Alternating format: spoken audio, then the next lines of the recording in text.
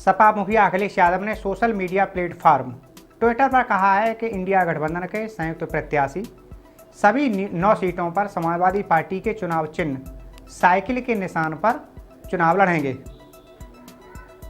कांग्रेस विधानसभा उपचुनाव में अपने प्रत्याशी नहीं उतारेगी।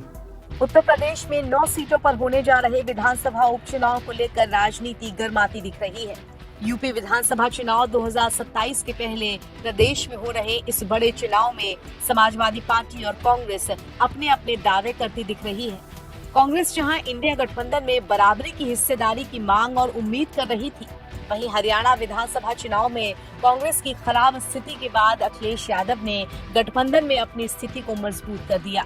अब उपचुनाव को लेकर उन्होंने बड़ा ऐलान किया है कि पार्टी अकेले ही सभी सीटों पर उम्मीदवार खड़े करेगी।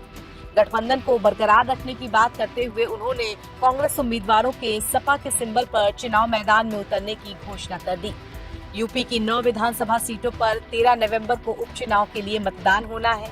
अखिलेश यादव ने बुधवार देर रात बड़ा ऐलान करते हुए कहा कि सभी 9 सीटों पर गठबंधन के उम्मीदवार सपा के पार्टी सिंबल पर चुनाव लड़ेंगे। अखिलेश यादव ने लिखा, बात सीट की नहीं जीत की है। इस रणनीति के तहत इंडिया गठबंधन के संयुक्त प्रत्याशी सभी 9 सीटों पर समाजवादी पार्टी के चुनाव चिन्ह साइकिल के निशान पर चुनाव लड़ेंगे। कांग्रेस और समाजवादी पार्टी एक बड़ी जीत के लिए एकजुट होकर कंधे से कंधा मिलाकर साथ खड़ी है। इंडिया गठबंधन इस उपचुनाव में जीत का एक नया अध्याय लिखने जा रहा है। सपा सूत्रों के मुताबिक बुधवार को देर रात सपा अध्यक्ष अखिलेश यादव और कांग्रेस नेता राहुल गांधी के बीच फोन पर वार्ता हुई।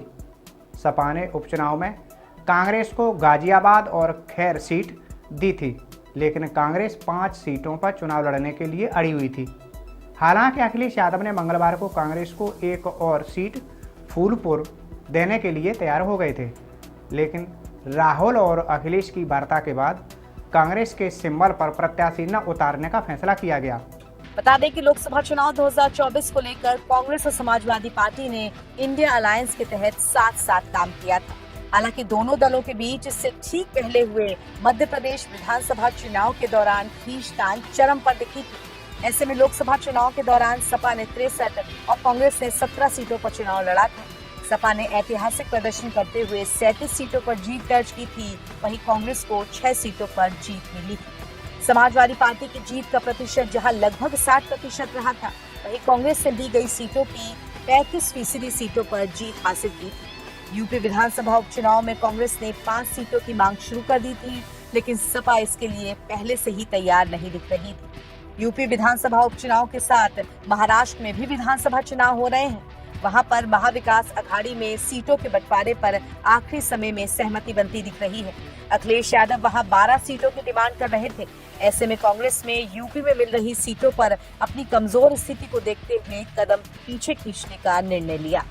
सपा पहले से महाराष्ट्र में 5 सीटों पर उम्मीदवारों का ऐलान कर चुकी है। एमवी के 3 सहयोगी दलों कांग्रेस, शिवसेना, उद्धव ठाकरे गुट और एनसीपी शरद पवार गुट के बीच 85 सीटों पर समझौता होता दिख रहा है। ऐसे में सपा के पाले में कितनी सीटें जाएंगी, ये भी देखना दिलचस्प होगा। आपको बता दें कि हरियाणा के विधानसभा चुनाव में कांग्रेस और सपा के बीच सीटों को लेकर बात नहीं बनी थी। इस पर सपा ने भी हरियाणा में अपने प्रत्याशी नहीं उतारे थे। ये तब अखिलेश यादव और राहुल की वार्ता से ही संभव हो सका था। अब हरियाणा की तर्ज पर ही यूपी में कांग्रेस प्रत्याशी नहीं उतारेगी।